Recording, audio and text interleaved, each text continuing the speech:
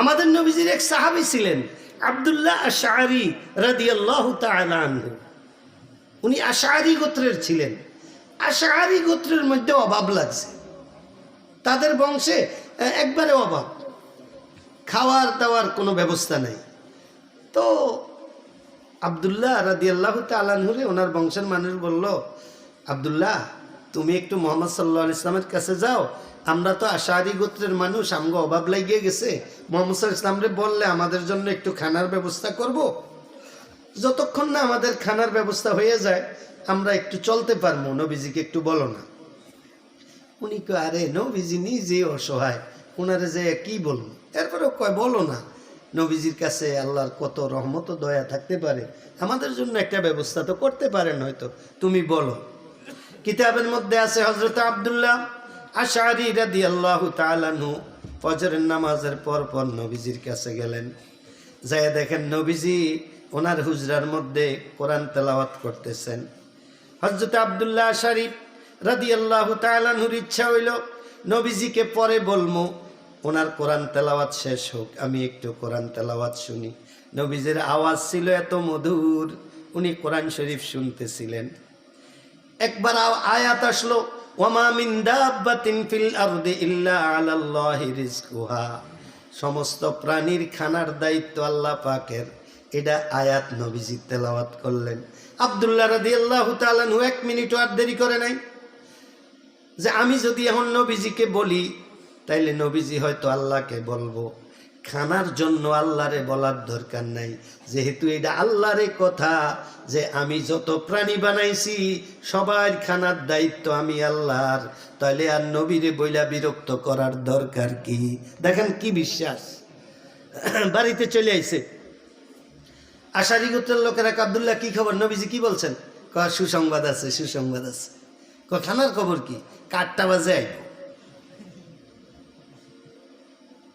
8টা বাজে খানা আর আসে নাই, 9টা বাজে গেছে, 9টা বাজে আসছে। আব্দুল্লাহ খানার খবর কি? নবীজি কি বলছেন? কয় সুসংবাদ আছে, সুসংবাদ আছে, খানা 10টা বাজে আইব। 10টা বাজে আবার লোকজন আসলো, আব্দুল্লাহ খানা কই? খানা তো নাই। আব্দুল্লাহ বলল 11টা বাজে আসবে। 11টা বাজে আবার লোকজন আসলো, বলল আব্দুল্লাহ কই খানা? 11টা তো বাজে গেল। আব্দুল্লাহ রাদিয়াল্লাহু তাআলা আনহু বললেন, সুসংবাদ আছে, সুসংবাদ, খানা 12টা বাজে আসবে। 12টা যখন বাজে গেল, ছোট ছোট বাচ্চারা কান্দে। মানুষ আইসা বলল, আব্দুল্লাহ খানা যে বললা 12টায় আসবো, খানা তো আসে নাই। বাচ্চারা তো কান্দে। আব্দুল্লাহ বললেন, সুসংবাদ আছে, সুসংবাদ আছে, খানা 1টা বাজে আসবো। 1টা বাজে খানা আসে নাই। লোকজন আইসা বলল, আমাদের মধ্যে যারা বুড়া মানুষ আছে এরাও তো কান্দাকাটি করতেছে, আব্দুল্লাহ আসলে খানাটার খবর কি? আব্দুল্লাহ রাদিয়াল্লাহু তাআলা আনহু বললেন, খোদার কসম খায়া বলি 2টা বাজে খানা আসবে। 2টা যখন বাজে মানুষজন আব্দুল্লাহর কাছে জমা হইল।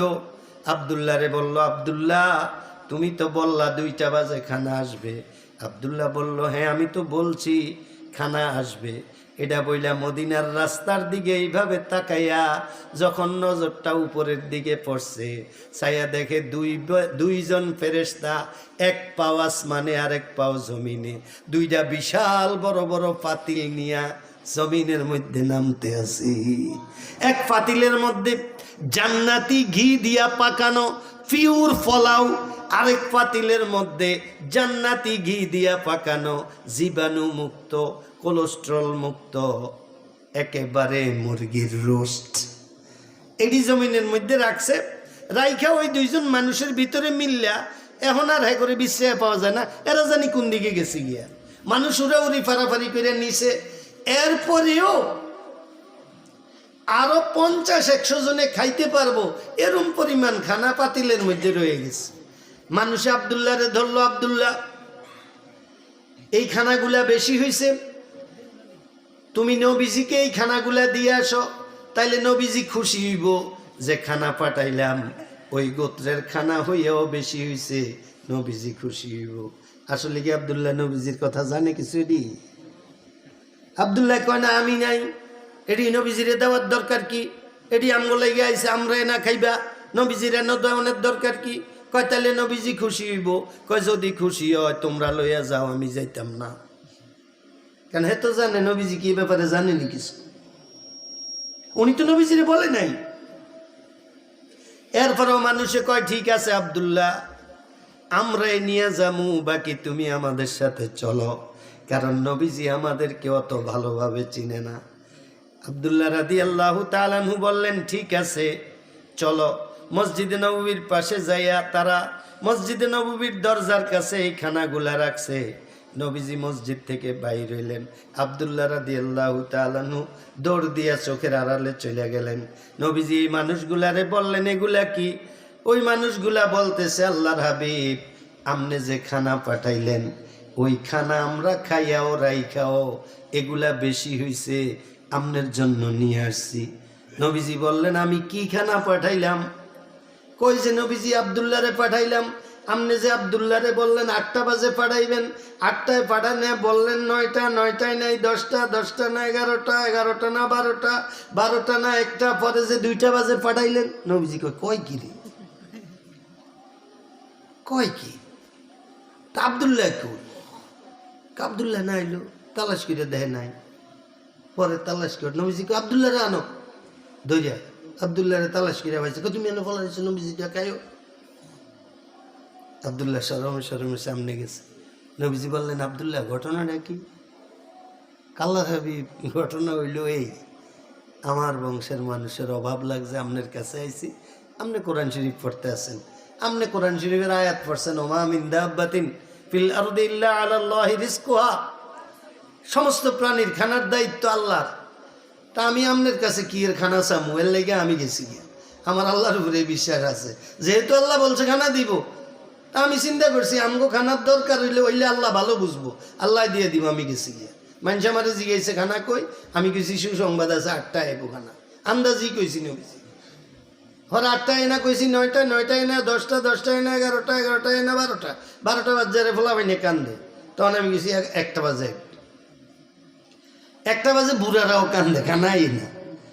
নবীজি আমি তখন বললাম, যখন আমি দেখছি বাচ্চারাও কান্দে বুড়ারাও কান্দে, আমি তখন বুঝতে পারছি এখন আর আল্লাহর রহমত বৈশা থাকবে না, এখন আল্লাহর রহমত অবশ্যই আসবে। এই জন্য আমি আল্লাহর কসম খাইয়া বলছি 2টা বাজে খানা আসবেই আসবে। নবীজি তখন আমি 2টা বাজে মদিনার রাস্তার দিকে তাকাইতে লইছি, হঠাৎ উপরে নজর গেছে, দেখি 2 ফেরেশতা, 1 পাও আসমানে 1 পাও জমিনে, এই 2 বিশাল পাতিল লইয়া নামতে আসি এই খানা। এই জন্য আমার ভাইয়েরা আমাদের খানা এখনো জান্নাত থেকে আসে, বাকি ওইভাবে চলতে জানতে হবে।